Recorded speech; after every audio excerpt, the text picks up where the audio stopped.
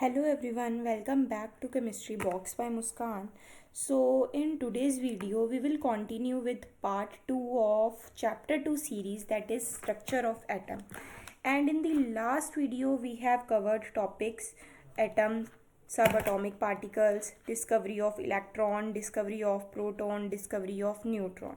And today we will continue with atomic models.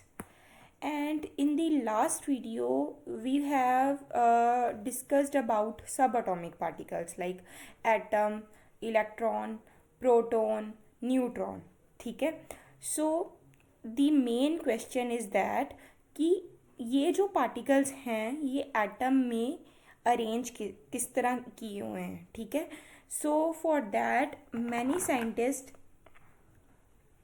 gave their models like Thomson model, Rutherford model of atom, Bohr's model of atom. So first of all, we will continue with Thomson model of atom. So ठीक है. सो Thompson ने ये जो कुछ postulates हैं जो Thompson ने अपने मॉडल में दिए, लाइक फर्स्ट है an atom possesses a spherical shape in which the positive charge is uniformly distributed and electrons are embedded into it. इन्होंने बताया कि जो एटम है वो एक स्फेरिकल शेप में होता है. ठीक है. जिसमें जो पॉजिटिव चार्ज हैं वो यूनिफॉर्मली डिस्ट्रीब्यूट होते हैं और जो इलेक्ट्रॉन्स हैं वो उसमें एम्बेड होते हैं. ठीक है. जैसे ये देखो, ये वाला. ठीक है. पॉजिटिव चार्ज आपको दिख रहा है कि यूनिफॉर्मली डिस्ट्रीब्यूट हुआ है और नेगेटिवली चार्ज इलेक्ट्रॉन्स भी इसमें एम्बेड हुए हैं. फॉर एग्जांपल आप देखो वाटरमेलन को. जैसे वाटरमेलन में सीड्स एम्बेड होते हैं ना उसके बीच में, वैसे ही इस थॉमसन ने बताया कि जो एटम है उसका स्ट्रक्चर भी सेम लाइक वाटरमेलन ही होता है. ठीक है. तो हम जो एटम के स्ट्रक्चर को plum pudding, resin pudding, watermelon pudding ये हम बोलते हैं. ठीक है. और भी मतलब इसके नाम थॉमसन ने दिए. फिर थॉमसन ने दो साइड्स बताई. ठीक है. एक तो थी ये पॉजिटिव साइड है और ये वाली जो है नेगेटिव साइड है उसके मॉडल की. जो पॉजिटिव साइड है वो ये है कि उसने ये तो एक्सप्लेन कर दिया, he successfully explain the overall neutrality of atom. मतलब उसने ये तो बता दिया कि उसमें पॉजिटिव और नेगेटिव चार्ज हैं वो यूनिफॉर्मली प्रेजेंट है. ठीक है. तो इस कारण जो एटम है दैट इज़ न्यूट्रल. ठीक है. ओके. लेकिन जो नेगेटिव साइड है वो ये है कि distribution of electrons and positive charges are very different from that proposed in this model.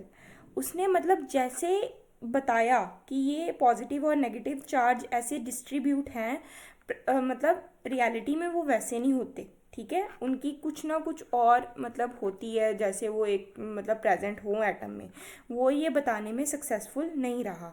ठीक है. तो ये थी उसकी लिमिटेशन, मतलब नेगेटिव साइड थी थॉमसन मॉडल की. तो ये था Thompson model of atom. So next हम करेंगे रदरफोर्ड मॉडल ऑफ एटम. तो रदरफोर्ड मॉडल ऑफ एटम जब मैं बात ही करती हूँ तो सबसे पहले बात आती है हमारे पास अल्फ़ा पार्टिकल्स की. लेकिन जो ये अल्फ़ा पार्टिकल्स हैं ये होते क्या हैं. ठीक है. ये तो मतलब ये होते हैं जैसे कुछ एलिमेंट्स जो होते हैं ना वो क्या करते हैं, रेडिएशंस को इमिट करते हैं. ठीक है.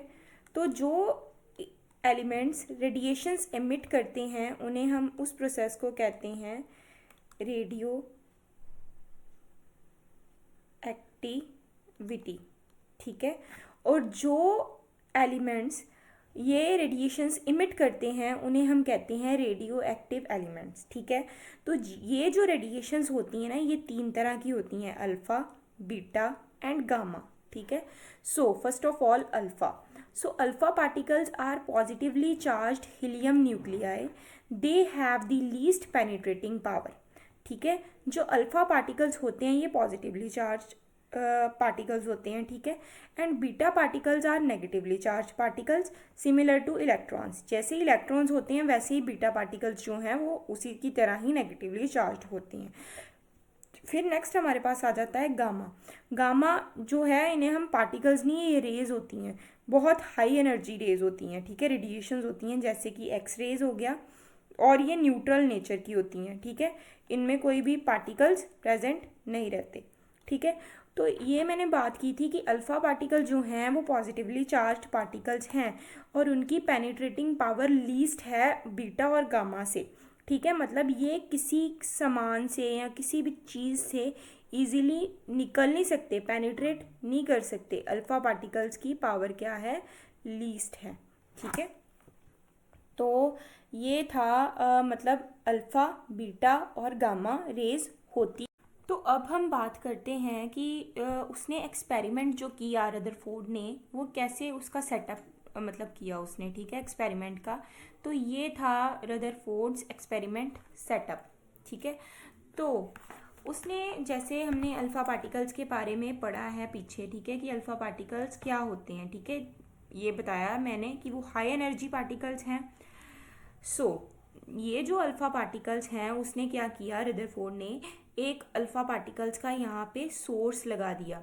मतलब पता है ना कि alpha particles radio active elements से एमिट होएंगे, तो उसने ये वाला सोर्स लगा दिया जिससे क्या निकलेंगे, अल्फ़ा पार्टिकल्स निकलेंगे, ठीक है।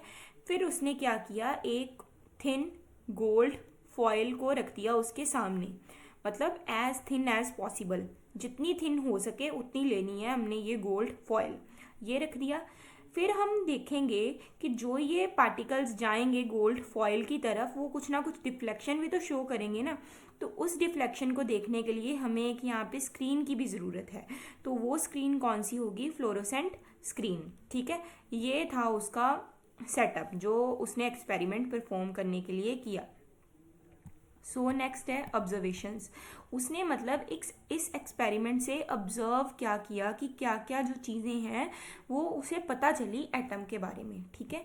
सो ये है कि उसने देखा, फर्स्ट जो पॉइंट था, उसने देखा कि मोस्ट ऑफ द सॉरी यहाँ पे ना particles, most of the alpha particles आएगा, ठीक है। Most of the alpha particles moving straight through the gold foil. उसने देखा कि जो बहुत सारे अल्फा पार्टिकल्स थे ना, वो सीधे ही मूव कर गए, मतलब उन्होंने ज़रा भी डिफ्लेक्शन नहीं दिखाई, ठीक है, वो सीधे ही गोल्ड फॉयल से स्ट्रेट मूव कर गए, जैसे ये सीधे मूव कर गए, ठीक है, उन्होंने कोई भी डिफ्लेक्शन शो नहीं की। तो इससे उसको पता चला कि एटम में बहुत ज़्यादा स्पेस ऐसी होती है जिसमें कुछ भी प्रेजेंट नहीं होता, मतलब वो एम्प्टी है, ठीक है, कि कुछ भी ऐसा प्रेजेंट नहीं है जो डिफ्लेक्शन दिखा सके और जिससे टकरा के जो अल्फा पार्टिकल हैं वो डिफ्लेक्ट कर सके, ठीक है। तो most of the space is empty. फिर आगे सेकंड उसने देखा कि some of the alpha particles were deflected by the foil by small angles. फिर कुछ जो पार्टिकल्स थे वो डिफ्लेक्ट किए बट स्मॉल एंगल से।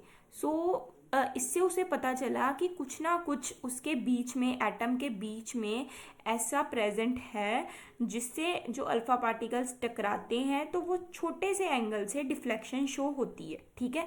तो उसे ऐसा पता चल गया, पहले पता चला कि एम्प्टी है स्पेस एटम के अंदर ज़्यादातर, फिर उसे सेकंड ये पता चला कि कुछ ना कुछ बीच में एटम के प्रेजेंट है जिससे जब अल्फा पार्टिकल्स टकराते हैं तो वो कुछ ना कुछ हमें डिफ्लेक्शन देते हैं। फिर थर्ड पता चला कि surprisingly 1 out of every 12,000 particles appeared to rebound, मतलब बहुत ज़्यादा पार्टिकल्स टकरा के वापस भी आते गए। तो इससे हमें ये पता चलता है कि एटम के बीच में जो ये चार्ज प्रेजेंट है ये बहुत डेंस है। क्यों? क्योंकि जब अल्फा पार्टिकल्स इस डेंस से पार्टिकल से टकराते हैं तो वो उसी पोजीशन में वापस आ जाते हैं, रीबाउंड हो जाते हैं, ठीक है। तो ये तीन चीज़ें हमें बहुत क्लियर होगी कि एटम के अंदर बहुत ज़्यादा स्पेस खाली है। फिर सेकंड कि कुछ ना कुछ डेंस एटम के अंदर प्रेजेंट है जिससे जब वो पार्टिकल्स टकराते हैं तो वो क्या हो जाते हैं, वापस को मूव कर जाते हैं, ठीक है। तो ये सब ऑब्जर्वेशंस से हमें मिल गया पूरा मॉडल एटम का, ठीक है। तो अब ये कहता गया है कि the positive charge and most of the mass of the atom was densely concentrated in an extremely small reason called nucleus. जैसे मैंने पहले बोला था कि एटम के बीच में कुछ ना कुछ डेंस प्रेजेंट है, तो इसने इस डेंस चीज़ को बताया कि ये न्यूक्लियस प्रेजेंट है एटम के बीच में, ठीक है। और मोस्ट ऑफ द मास जो है ये यहीं पे कॉन्सेंट्रेट है एटम का, ठीक है। फिर the nucleus is surrounded by electrons that move around the nucleus with very high speed in circular paths called orbits. फिर उसने बताया कि जो इलेक्ट्रॉन्स हैं वो इसके आसपास घूमते हैं, न्यूक्लियस के आसपास। जैसे सोलर सिस्टम में जो प्लैनेट्स हैं वो सन के अराउंड घूमते हैं ना, वैसे ही जो न्यूक्लियस इलेक्ट्रॉन्स हैं वो न्यूक्लियस के अराउंड घूमते हैं अपने अपने ऑर्बिट में, ठीक है। तो ये उसने कुछ पॉजिटिव साइड्स बताई इस मॉडल की, पर इसमें भी कुछ ना कुछ लिमिटेशंस थी।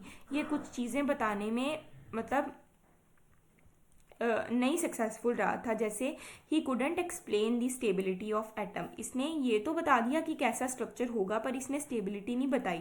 फिर it says nothing about the electronic structure of atoms, इसने ना ही उनकी कोई एनर्जी बताई कि कितनी एनर्जी है या कुछ, है ना, मतलब पोजीशन क्या है, कुछ नहीं इसने बताया। फिर ये इलेक्ट्रोमैग्नेटिक रेडिएशन का वेव नेचर भी बताने में सक्सेसफुल नहीं रहा। ना ही इसने कोई एटॉमिक स्पेक्ट्रल इमिशन लाइंस की बात की, वो हम आगे डिस्कस करेंगे कि ये एटॉमिक स्पेक्ट्रल इमिशन लाइंस होती क्या है। तो ये थी इसकी लिमिटेशंस, ठीक है। तो इसके बाद हमारे पास दो नई टर्म्स इंट्रोड्यूस होती हैं जो हैं एटॉमिक नंबर और मास नंबर, ठीक है। पर क्योंकि अब हमने पढ़ लिया है कि एटम के अंदर जो भी सब एटॉमिक पार्टिकल्स होते हैं वो क्या क्या होते हैं, तो ये जो है फिर एटॉमिक नंबर, ठीक है। ये एटॉमिक नंबर होता है कि number of protons in an atom, इसको डिनोट करते हैं जेड से, ठीक है। कि मतलब एटम के अंदर जितने भी प्रोटॉन्स होते हैं उनके नंबर को हम कहेंगे वो उसका एटॉमिक नंबर है, तो इसको हम रिप्रेजेंट करेंगे जेड से। सेकंड है मास नंबर। मास नंबर होते हैं number of protons and neutrons, कि कितने उसमें प्रोटॉन्स और न्यूट्रॉन्स जो हैं वो उसका सम जो होता है उसे हम कहते हैं मास नंबर। इसको सेकंड एक नेम और भी है जिसे हम कहेंगे एटॉमिक मास, इसको डिनोट करते हैं कैपिटल ए से। मतलब देखो कि अगर हमें किसी एलिमेंट का एटॉमिक नंबर पता है, मतलब मैं आपको बोलूँगी कि इसका एटॉमिक नंबर इतना है, तो आप गेस कर पाओगे कि ये कौन से एलिमेंट की मैं बात कर रही हूँ, ठीक है। अब मान लो कि मेरे पास मैं एलिमेंट लेती हूँ ऑक्सीजन, जिसका सिंबल होता है O, ठीक है। O, तो O का एटॉमिक नंबर, ऑक्सीजन का एटॉमिक नंबर क्या होता है 8, जिसको मैं एज सबस्क्रिप्ट यूज करूँगी, ठीक है।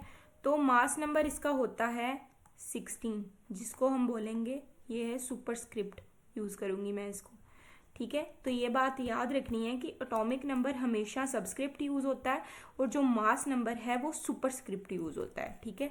अब आपको ये दोनों तो पता लग गए कि एटॉमिक नंबर क्या है और मास नंबर क्या है। फिर नेक्स्ट टर्म हमारे पास आ जाती है आइसोटोप्स, ठीक है। तो आइसोटोप्स जो हैं ये होते हैं, आइसो का मतलब क्या आ जाता है same, so atoms of the elements with same atomic number but different mass number, जिनका एटॉमिक नंबर तो सेम रहता है बट जो मास नंबर है वो डिफरेंट हो जाता है।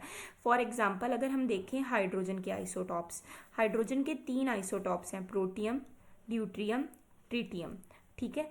तो ये सिंबल तो चलो एच एच एच रहेगा, ठीक है। और एटॉमिक नंबर क्या है इनका सेम, दैट इज 1 1 और 1, पर इनका मास नंबर जो है वो डिफरेंट है, 1 2 और 3। ये है प्रोटियम, ये है ड्यूट्रियम, ये है ट्रिटियम, ठीक है। ये हैं हाइड्रोजन के आइसोटॉप्स। फिर कार्बन के भी ऐसे 2 आइसोटॉप्स होते हैं, ठीक है। एटॉमिक नंबर तो सेम 6 6 और मास नंबर क्या है, एक का 12 होता है, एक का 14 होता है, ठीक है। फिर the chemical properties of isotopes are similar but their physical properties are different, उनकी जो केमिकल प्रॉपर्टीज हैं वो तो सेम रहती हैं बट जो फिजिकल प्रॉपर्टीज हैं वो डिफरेंट होती हैं। ये आइसोटॉप्स हमारी डेली लाइफ में भी काफ़ी इंपॉर्टेंट रोल प्ले करते हैं। जैसे जो यूरेनियम का आइसोटॉप है वो न्यूक्लियर रिएक्टर में एज ए फ्यूल यूज़ होता है, ठीक है। और जो आइसोटॉप आयोडीन का है ये यूज़ होता है ट्रीटमेंट ऑफ गॉइटर, ठीक है, इस ट्रीटमेंट में यूज़ किया जाता है। फिर एक कोबाल्ट का भी आइसोटॉप है जो कैंसर ट्रीटमेंट में यूज़ किया जाता है। ऐसे इनकी बहुत ज़्यादा एप्लीकेशंस हैं। फिर नेक्स्ट हमारे पास आ गए आइसो बार्स। आइसो फिर सेम, तो यहाँ पे सेम क्या रहता है, मास नंबर सेम रहता है पर जो एटॉमिक नंबर है वो डिफरेंट रहता है। जैसे कैल्शियम और आर्गन, ठीक है, इनका जो मास नंबर है वो तो सेम है, मतलब 40 और 40, लेकिन जो एटॉमिक नंबर है वो डिफरेंट है। कैल्शियम का होता है 20 और आर्गन का होता है 18। तो ये थे हमारे पास आइसो बार्स, ठीक है। तो अब हमें इतना तो पता चल गया कि ये जो मॉडल था ये फ्लॉप किया, क्योंकि इसने स्टेबिलिटी के बारे में या ड्यूअल नेचर के बारे में कुछ भी एक्सप्लेन हमें नहीं किया। सो नेक्स्ट हमारे पास आया बोहर, ठीक है। तो बोहर ने हमें ये दो चीज़ें बताई। पहली तो ये बताई उसने कि ड्यूअल नेचर क्या है इलेक्ट्रोमैग्नेटिक स्पेक्ट्रा की, फिर उसने एटॉमिक स्पेक्ट्रा के बारे में बताया, ठीक है। पर ये जो इलेक्ट्रोमैग्नेटिक वेव्स हैं ये होती क्या है, वेव क्या होती है, मैं वेव वो समुंदर वाली वेव की नहीं बात कर रही, मैं फिजिक्स वाली वेव की बात कर रही हूँ, ठीक है। सो ये वेव जो होती है ना, ये ट्रांसफर ऑफ एनर्जी से आती हैं, ठीक है। जैसे हमने छोटी क्लासेस में वो बॉब वाला पढ़ा था कि वो ऐसे इधर से इधर ऑसिलेट करता है, ठीक है। मतलब लगा लो कि अगर मैं यहाँ पे दो ऐसे लगा रही हूँ, ठीक है, ये आगे को जाएगा, इसको एनर्जी ट्रांसफ़र करेगा, फिर ये आगे को मूव करेगा, ऐसे जो है एक वेव बन जाएगी हमारे पास, ठीक है। तो ये वेव है वो इस फॉर्म में होती है, ठीक है, ये वाली फॉर्म में। तो हम इसके कुछ पैरामीटर्स अब डिस्कस करते हैं। तो उससे पहले आप ये बात समझ लेना कि जो ऊपर वाला ये है ना, ये हाईएस्ट, इसको हम कहते हैं क्रेस्ट, और जो नीचे वाला है ना इसको हम कहते हैं ट्रफ, ठीक है। फर्स्ट ऑफ ऑल एम्पलीट्यूड क्या होता है, एम्पलीट्यूड है distance from rest to crest. मान लो कि ये जो मेरी पोजीशन है ये रेस्ट है,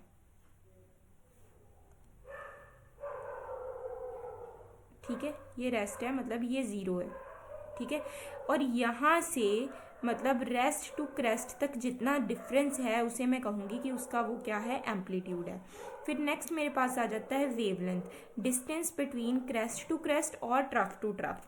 मतलब जिस क्रेस्ट, एक क्रेस्ट से दूसरे क्रेस्ट तक जितना डिफरेंस है उसे मैं कहूँगी वेवलेंथ। वेवलेंथ को लैम्डा से रिप्रेजेंट करते हैं, और एक ट्रफ से लेके दूसरे ट्रफ तक जितना डिस्टेंस है उसे भी मैं कहूँगी वेवलेंथ, ठीक है। नेक्स्ट है wave number, number of wavelengths per unit distance की, मतलब कितनी वेवलेंथ पर यूनिट डिस्टेंस में हुई, तो ये बेसिकली 1/λ होती है, ठीक है। फिर आगे आ गया period of wave, time taken to move through one complete oscillation. मतलब देखो यहाँ से ये स्टार्ट हुआ, यहाँ तक गया, फिर यहाँ से यहाँ तक जाके फिर उसी पोजीशन में वापस आ गया ना, तो इसने ये एक वेव कंप्लीट की, तो इसको जितना टाइम लगेगा उसे हम कहेंगे कि वो पीरियड ऑफ वेव है। फिर नेक्स्ट आ जाती है frequency of wave, number of oscillations per unit time की, एक टाइम में वो कितनी ऑसिलेशंस कर रहे हैं, ठीक है। फिर डिनोटेड बाय, इसको हम डिनोट करते हैं कैपिटल टी से, ठीक है। तो बेसिकली जो फ्रीक्वेंसी है उसे हम न्यू से सॉरी उसे हम न्यू से रिप्रेजेंट करते हैं, और न्यू की वैल्यू जो है वो 1/t होती है, ठीक है। So next is electromagnetic waves. अब मैक्सवेल ने इलेक्ट्रोमैग्नेटिक वेव्स पे बहुत काम किया है, तो उन्होंने हमें ये चीज़ बताई कि suggested that when electrically charged particles move under acceleration alternating electrical and magnetic fields are produced and transmitted. अब उसने कहा कि जब कोई चार्ज पार्टिकल्स एक्सीलरेशन के अंडर मूव करता है तो वो दो तरह की फील्ड्स प्रोड्यूस करता है, एक इलेक्ट्रिकल और दूसरी मैग्नेटिक। पर ये फील्ड्स जो प्रोड्यूस करता है इनको वो ट्रांसमिट भी करता है। ट्रांसमिट किस फॉर्म में करेगा, वेव की फॉर्म में करेगा, ठीक है। सो ऐसे ये जो वेव्स हैं ये ट्रांसमिट होती हैं।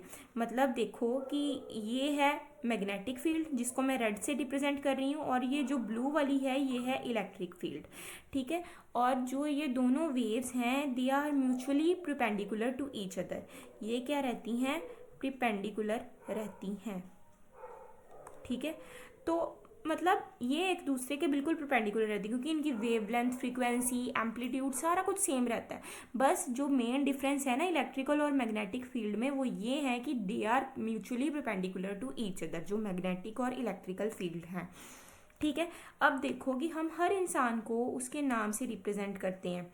जैसे मेरा नाम मुस्कान है, मैं मुस्कान, कोई नाम लेगा तो मुझे पता चलेगा कि वो मुझे बुला रहा है। ठीक है। तो ऐसे ही बहुत सारी इलेक्ट्रोमैग्नेटिक वेव्स हैं, इनको रिप्रेजेंट करने के लिए भी जो टर्म्स यूज़ होती हैं वो यही हैं, फ्रीक्वेंसी, वेवलेंथ, एम्पलीट्यूड। इससे हम डिटरमाइन कर सकते हैं कि ये कौन सी इलेक्ट्रोमैग्नेटिक वेव की बात हो रही है। आपको मैंने ये तो बता दिया कि जो इलेक्ट्रोमैग्नेटिक वेव्स हैं ये बहुत तरह की होती हैं। ठीक है। तो ये जो इलेक्ट्रोमैग्नेटिक वेव्स हैं ये मिलके हमारे पास बनाती हैं इलेक्ट्रोमैग्नेटिक स्पेक्ट्रम। और आप सोचो कि हमने ये जो टर्म है इलेक्ट्रोमैग्नेटिक स्पेक्ट्रम, इसे आगे कहाँ यूज़ किया है। इसे हमने यूज़ किया जब हमने प्रिज्म का वो पढ़ा था, कि प्रिज्म से जब हम वाइट लाइट को पास करवाते हैं तो वो 7 कलर्स में निकलती है बाद में। ठीक है। तो वो स्पेक्ट्रम बनाती है एक तरह का, तो वहाँ हमने ये चीज़ पढ़ी थी। तो ऐसे ही जो बहुत सारी इलेक्ट्रोमैग्नेटिक वेव्स हैं ये मिल के हमें एक स्पेक्ट्रम देती हैं। तो यहाँ पे इधर को जाते फ्रीक्वेंसी क्या है, इंक्रीज़ करती है, और इधर को आते आते वेवलेंथ क्या है, वो इंक्रीज़ करती है। मतलब इधर जो गामा रेज, एक्स रेज हैं, इनकी फ्रीक्वेंसी ज़्यादा है, जैसे 10⁻²⁴, 22, 20 on the other hand, but they have least wavelength, like 10⁻⁻16, 10⁻⁻14, 10⁻⁻12। ठीक है। और इस साइड अगर हम देखें कि जो लॉन्ग रेडियो वेव्स हैं उनकी फ्रीक्वेंसी जो है वो कम है, 10⁻02, पर उनकी वेवलेंथ क्या है, 10⁸, 10⁶ ज़्यादा है। ठीक है। सो इस पूरे स्पेक्ट्रम में छोटा सा एक रीजन ऐसा है जो हमें, मतलब हमारी आंखों से विजिबल है, उसे हम कहते हैं विजिबल स्पेक्ट्रम। तो इसके अंदर भी ये कलर्स आ जाते हैं, इधर होता है वॉयलेट और इधर होता है रेड। इधर को जाते जाते क्या है, वेवलेंथ इंक्रीज करती है। ठीक है। तो इन सब इस स्पेक्ट्रम की कुछ ना कुछ ऐसे एप्लीकेशंस भी हैं कि देखो, जब मैंने बताया कि हम इधर को आते हैं तो ये जो वेवलेंथ है ये क्या करती है, इंक्रीज करती है। ठीक है। तो लेकिन जो ये मान लो कि ऐसे ये हमारे पास रेडियो वेव्स हैं, इनकी वेवलेंथ ज़्यादा है, माइक्रोवेव्स की कम, फिर इंफ्रारेड की उससे कम, और विजिबल की कम, और यहाँ तक आते आते ये वेवलेंथ बहुत कम होगी, मतलब इनमें डिफरेंस कम होता जा रहा है। ठीक है। तो वेवलेंथ जब कम हो जाती है ना तो उसकी वहीं पे पेनिट्रेटिंग पावर क्या हो जाती है, बढ़ जाती है। ये ज़्यादा पेनिट्रेट करते हैं जो जिनकी वेवलेंथ कम होती है। जैसे देखो कि एक्स रेज जो हैं, जब हमारी कोई बोन में फ्रैक्चर आ जाता है या कुछ आ जाता है तो हमें डॉक्टर जो है वो ये कहता है कि आप एक्सरे करवाओ। एक्सरे करवाने को क्यों कहता है, क्योंकि एक्स रेज की पेनिट्रेटिंग पावर ज़्यादा होती है, उनकी वेवलेंथ कम है पर उनकी पेनिट्रेटिंग पावर ज़्यादा होती है। वो हमारी बॉडी के अंदर तक जाके ये चीज़ को पता कर लेती हैं कि उसमें क्या प्रॉब्लम है। ठीक है। तो एक्स रेज का जो साइज़ है ना वो ऑलमोस्ट एटम्स के जितना, और गामा रेज का एटम न्यूक्लियाई के जितना इतना होता है। ठीक है। और माइक्रोवेव बटरफ्लाइज की रेडियोज जो हैं बिल्डिंग्स की तरह आ जाते हैं। ठीक है। तो पर आप ये समझोगे कि वेवलेंथ कम होने का पेनिट्रेटिंग पावर से क्या लिंक है। तो मुझे बताओ कि वाई वी सी थिंग्स, हम चीज़ों को देखते कैसे हैं। अब आपके पास, अब आप पढ़ने बैठे हो तो कोई ना कोई आपने बुक पकड़ी है। ठीक है। तो आप उस बुक को ध्यान से देखो, उस बुक को आप देखो। तो मैंने बताया था कि ये जो बुक्स और मतलब जो भी है, everything around us is made up of matter. लेकिन मैटर कैसे बनता है, मैटर भी तो छोटे छोटे एटम्स के साथ बनता है ना। तो मान लो कि वो बुक भी जो है वो एटम के साथ बन रही है। ठीक है। अब आप बोलोगे कि चलो लाइट उस पर पड़ी और वो लाइट ही रिफ्लेक्ट करगी, हमारी आंखों तक पहुंची, इस कारण हमें वो बुक विजिबल है।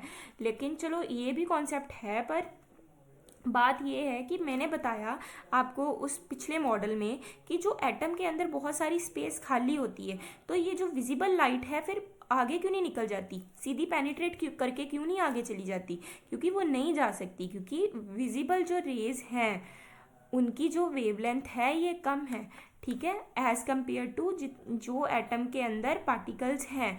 तो इसके कारण वो क्या कर जाती हैं, पेनिट्रेट नहीं करती, उसको रिफ्लेक्ट करके हमारी आंखों तक पहुंच जाती हैं और हमें वो चीज़ क्या है फिर दिखती है, ठीक है।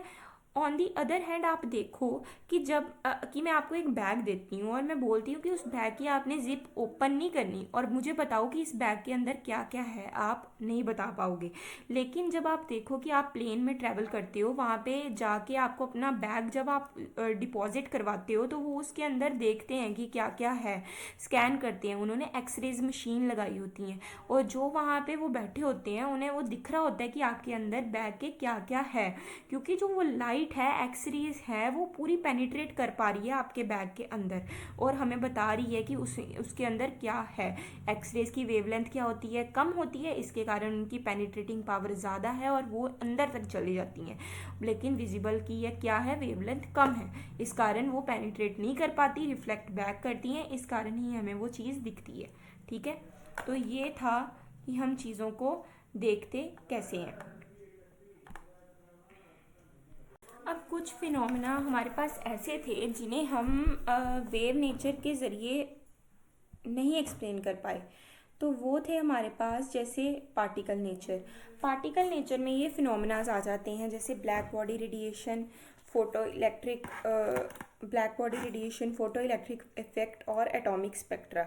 इन्हें हम पार्टिकल नेचर के थ्रू एक्सप्लेन करेंगे। जैसे फर्स्ट ऑफ ऑल आ जाता है ब्लैक बॉडी रेडिएशन। अब मैं बात करती हूँ जब ब्लैक बॉडी रेडिएशन की, तो मैं सोचो कि मैं अगर किसी चीज़ पे कोई लाइट डाल रही हूँ, वो पूरी रेडिएशंस को इमिट करे पूरी अच्छी तरह, ऐसा पॉसिबल है? नहीं होगा, क्योंकि अगर हम किसी चीज़ पे लाइट डालेंगे कुछ ना कुछ वो ट्रांसमिट करेगी, कुछ रिफ्लेक्ट करेगी, पर बहुत ऑब्जर्व भी करेगी लेकिन पूरी की पूरी को नहीं ऑब्जर्व कर पाएगी, ठीक है। और अगर मान लो कि कोई सॉलिड ऑब्जेक्ट है, उसको मैं हीट कर रही हूँ, वो बहुत ज़्यादा रेडिएशंस इमिट कर रहा है, ये भी पॉसिबल नहीं है कि वो सारी रेडिएशंस उसके अंदर इमिट करे। तो ये जो ब्लैक बॉडी रेडिएशन है ये ऐसे पॉसिबल नहीं है, मतलब ये रियल में नहीं होती, लेकिन हम इसको एज अ प्रोसेस और फिनोमेना ही डिस्कस कर रहे हैं यहाँ पे।